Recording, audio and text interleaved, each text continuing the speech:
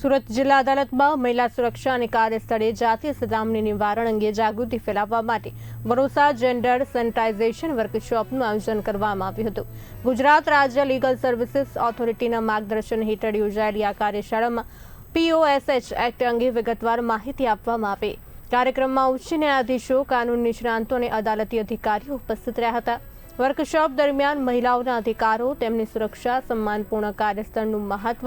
તેમજ જાતીય સતામણી વિરોધી કાયદાની જોગવાઈઓ અંગે માર્ગદર્શન આપવામાં આવ્યું। આ કાર્યક્રમ દ્વારા કાર્યસ્થળે સુરક્ષિત અને સન્માનતાભર્યું વાતાવરણ નિર્માણ કરવા માટે જાગૃતિ વધારવાનો મહત્વપૂર્ણ પ્રયાસ કરવામાં આવ્યો હતો।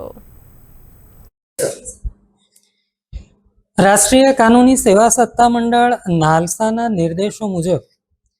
અને ગુજરાત રાજ્ય કાનૂની સેવા સત્તામંડળના સબળ માર્ગદર્શન હેઠળ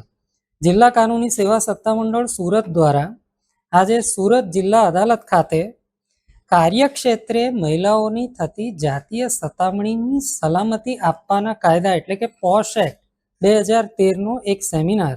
આયોજિત કરવામાં આવ્યો, જેમાં ન્યાયાધીશ મિત્રો, વકીલ મિત્રો, બાર કાઉન્સિલ ઓફ ગુજરાતના સભ્યશ્રીઓ, કર્મચારીઓ, અમારા LADCના મિત્રો, પેરાલીગલ વોલન્ટિયર્સ આ તમામ સામેલ થયા અને 2 અનુભવી resource person Gujarat gender resource સેન્ટરના gender resource officer Mahendra Makwana દ્વારા તથા બાર કાઉન્સિલ ઓફ ગુજરાતના પીઢ અને અનુભવી વકીલ પ્રીતિબેન જોશી દ્વારા આ કાયદાની જે પણ ગૂઢ જોગવાઈઓ છે અને તે કેમ ઉપયોગી છે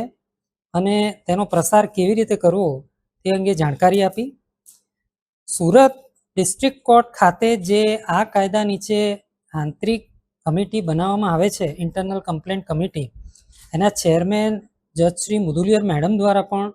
આ સુરત જિલ્લા અદાલતમાં કેવી રીતે પોશ કાયદો અમલી બન્યો છે તેનું તલસ્પર્શી માર્ગદર્શન આજરોજ સુરત ડિસ્ટ્રિક્ટ કોર્ટ ખાતે નામદાર ગુજરાત હાઈકોર્ટના નીજા હેઠળ DLSA સુરત દ્વારા ભરોસા નામના એક વર્કશોપનું આયોજન કરવામાં આવેલ, જેમાં પોશ એક્ટ એટલે કે સ્ત્રીઓની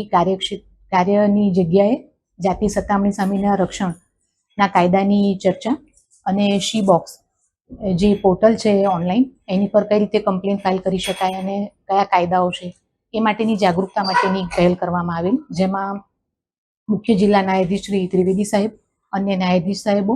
તાલુકા કોર્ટ્સના તમામ ન્યાયાધીશ સાહેબો, સ્ટાફ મેમ્બર્સ, બારના સભ્યો તમામે હાજર રહીને તેનો લાભ લીધેલ છે। આશરે 150 થી 200 જેટલા પાર્ટિસિપન્ટ તેમાં પાર્ટિસિપેટ કરે છે।